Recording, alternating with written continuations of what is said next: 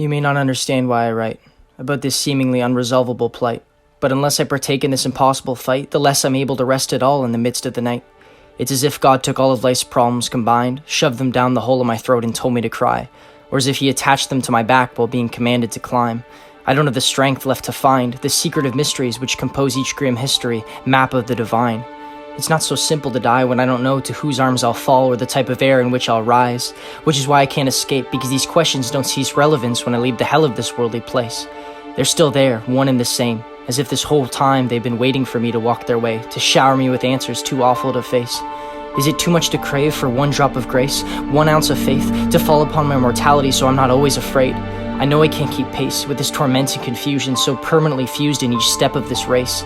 Is there actually proof or just the hearsay? Do I just hope for the best and pray that things change? Because you know in 10 years I'll still be the same, I'll still be in chains, bound by the boundaries which make up my brain. I'm going insane. Please, dear God, don't leave me alone in this pain. All these words which I claim are just an obsession that are with me every hour of every day. They compose an agony of epic proportions which I seek to display. So could you possibly convey just a morsel of terrain to keep me grounded so I'm not drowned in the compounding confoundment of this pouring rain?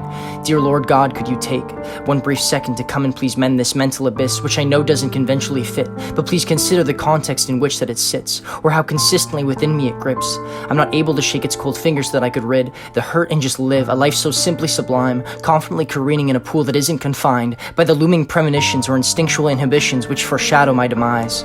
I prefer to reside in the reality of this pain than in which I now hide, because at least here things might someday seem clear enough for me to salvage my mind. Just know I'll never be resigned to sit idly by as the judgment with which I'm bludgeoned in ominousness comes in to fulfill the path I'm assigned. I could run, jump, or climb, but can I really change what's already been defined? Or evade the inevitable as if my fate is preventable? But I'd only delay just what's meant to fill this unrepentable, mentally ill man of unremarkable skills, whose very own thoughts left him broken and lost. So all in all, really it's my fault for why I've been killed. I wish I could guilt another member so I'd be remembered as a man who's been severed unjustly from life's pleasures.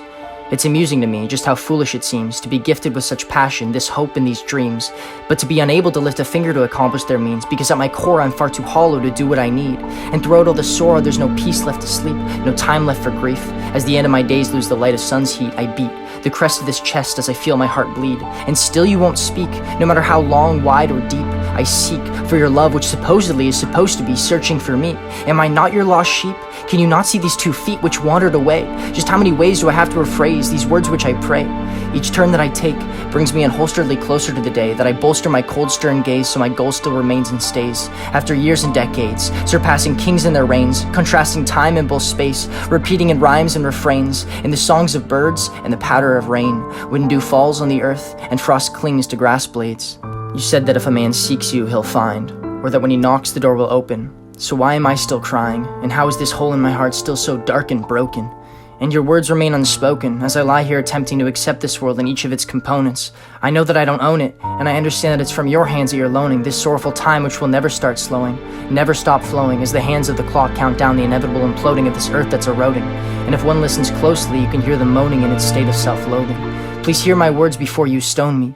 This religion is a bridge in which I can't cross, because I guess I'm not okay with the moral decision made by its God, and his rage that's displayed for the millions of those lost. Even incineration would be a massively improved situation for those thrown in the hot. Hell which has been taught to never dwindle the torture that's kindled for the souls who've been caught. I get it though, how I'm heretical, and if that means you have to forget it all and what I've pathetically wrote, then by all means turn around and just go home. I don't expect you to know how it feels to be this alone, going against what your closest friends have all condoned.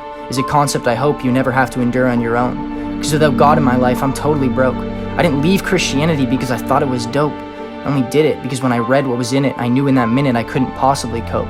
So before you judge me, or dismiss me as one so begrudgingly disgusting, no, I don't stand smugly, because all I really want is for a loving God to come here and hug me.